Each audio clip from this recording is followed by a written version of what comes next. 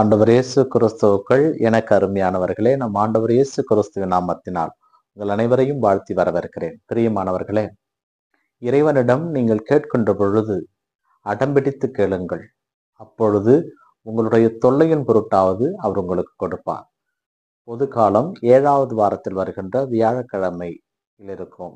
இன்றைய வார்த்தை பகிர்வு நிகழ்விலே முதல் வாசகமாக சீராக்கின் ஞான நூலிலிருந்து நமக்கு செய்திகள் கொடுக்கப்பட்டிருக்கிறது. இதிலே வாழ்வினுடைய சூட்சுமத்தை இன்றைய முதல் வாசகம் நமக்கு கற்றுக் கொடுக்கிறது.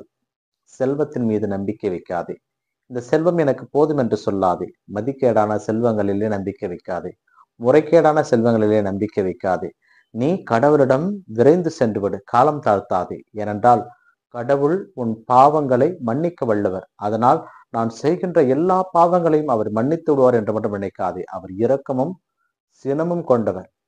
நேரம் இருக்கின்ற பொழுதே காலம் தாழ்த்தாமல் கடவுளிடம் சென்று விடு. ஏனென்றால் அவருடைய சினம் பெறுகின்ற பொழுது அவர் முன் நிற்க நம்மால் முடியாத அளவுக்கு ஆகிவிடும் என்கின்ற ஒரு வாழ்வினுடைய சூட்சுமத்தை இன்றைய முதல் வாசகம் நமக்கு தெளிவுற சொல்லுகிறது. ஆனால் இன்றைய நற்செய்தி வாசகத்திலே ஆண்டவர் இயேசு கிறிஸ்து மார்க் நற்செய்தியாளர் வழியாக நீங்கள் கடவுளுக்குரியவராக எப்படி வாழ வேண்டும், நீங்கள் பாவம் செய்து வாழ்வதை விட உங்களை அந்த பாவத்திற்கு உட்படுத்தும் அந்த கையோ காலோ கண்ணோ இழந்துவிட்டு நீங்கள் விண்ணகம் செல்வது மேல் என்கின்ற ஒரு அறிவிப்பை, ஒரு வார்த்தை என்று அவர் நமக்கு கொடுக்கிறார். பிரியமானவர்களே, பாவம் செய்கின்றோம். கை பாவம் செய்கிறது, கால் பாவம் செய்கிறது, கண் பாவம் செய்கிறது. ஆனால் இவற்றை எல்லாம் நிகழ்த்துகிற நாவும் எண்ணமும் மூளையும் அதனால் எடுக்க முடியாது, பிரித்தெடுக்க முடியாது என்ற காரணத்தினாலோ அதை சொல்லாமல் விடவில்லை. நாம் நமது பாவங்களை நாம் செய்யக்கூடாது. ஏனென்றால் எவரும் கையை வெட்ட போவது கிடையாது, எவரும் காலை வெட்ட போவது கிடையாது, எவரும் கண்ணை நோண்ட போவது கிடையாது. இருந்தாலும் அந்த அளவிற்கு நீங்கள் பாவத்தை விட்டு விலகி ஓடுங்கள் என்பதை தான் இங்கே அவ்வளவு சூட்சமமாக ஆண்டவர் இயேசு கிறிஸ்து சொல்லி இருக்கிறார். தான் பார்த்து பார்த்து படைத்த இந்த உலகத்தில் இருக்கின்ற மக்களை ஒருபோதும் கடவுள் அவர்கள் கஷ்டத்திற்கு விடமாட்டார். ஏனென்றால் தன்னிடம் ஒப்படைக்கப்பட்ட மந்தைகள் ஒருவரை கூட இழந்துவிடக் கூடாது என்பதே தந்தை தனக்கு கொடுத்திருக்கின்ற வேலை என்று சொன்ன கடவுள் நம் கையையோ காலையோ கண்ணையோ எடுக்க விடுவாரா? அதற்கு நாம் செய்ய வேண்டியது பாவத்தை விட்டு விலகி ஓடுங்கள். முதல் வாசகத்தில் சொன்னது போல கடவுளிடம் ஓடுவதற்கு காலம் தாழ்த்த வேண்டாம். உங்களுக்கு என் உடைமைகள் போதும், என் சொத்துக்கள் போதும், நான் மிகப்பெரியவன், கடவுள் முன் அனைத்தும் எல்லாம் குப்பை இருந்தாலும் கடவுளிடம் சென்று விடுங்கள்.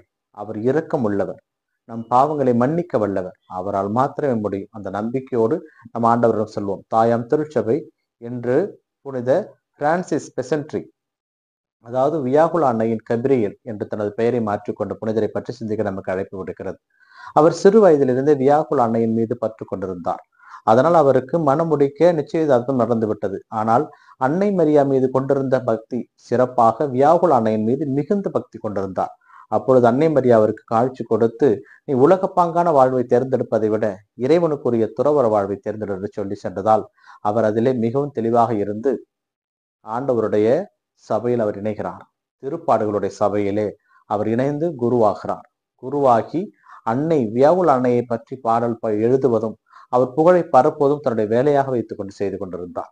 பணக்கார வீட்டில் பிறந்ததால் அனைத்தையும் சொத்து சுகம் எல்லாவற்றையும் இழந்துவிட்டு அன்னை மரியாவுக்காக தனது பணியை மிகவும் சிறப்பாக செய்தார். அன்னை மரியா மீது கொண்டிருந்த பக்தியே அவர் இன்னும் அதிகமாக தான் ஆனது. ஏனென்றால் அன்னை மரியாவோடே அவர் வழிநடந்து சென்றார். அதனால்தான் அவர் மீது கொண்டிருந்த அந்த பக்தி, அவர் மீது கொண்டிருந்த அந்த பாசம் தன்னுடைய பெயரையே வியாகுல அன்னையின் கபிரியேல் என்று மாற்றிக்கொள்கின்ற அளவுக்கு மாறி போனார்.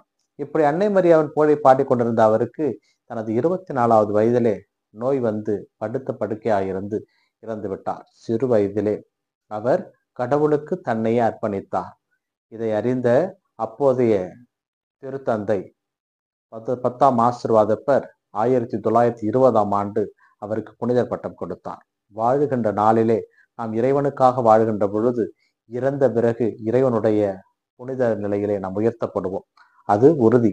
அதனால் இருக்கின்ற வரை நம்மிடம் இருப்பதை மற்றவர்களுக்கு பகிர்ந்து கொடுப்போம். இருக்கின்ற வரை நம்மிடம் இருக்கின்ற சந்தோஷம், நம்மிடம் இருக்கின்ற பொருள், நம்மிடம் இருக்கின்ற வார்த்தைகள் மற்றவர்களுக்கு பயன்படுத்துவதாக மாற்றுவோம். ஏனென்றால் சேர்த்து வைப்பதனால் ஒரு பயனும் கிடையாது. நம் தேவை போக மற்றவற்றை மற்றவர்களிடம் கொடுப்பதுதான் ஆக சிறந்தது. அதனால் ஆண்டவர் இயேசுவிடம் செபிப்போம். நமக்கு ஆண்டவர் அனைத்து விதமான வல்லமைகளாலும் ஆசீர்வாதங்களாலும் நம்ம நிரப்ப வேண்டும் என்றும், இன்றைய புனிதர் வியாகுல அன்னையினுடைய புனித கப்ரியேல் வழியாக இறைவன் நம்மை ஆசீர்வதிக்க வேண்டும் என்றும் தொடர்ந்து செபிப்போம். இந்த நாள் உங்களுக்கு இனிய நாளாகவே அமையட்டும். இறைவன் இயேசு என்றென்று வாழ்த்து பெறுவாராக. ஆமேன்.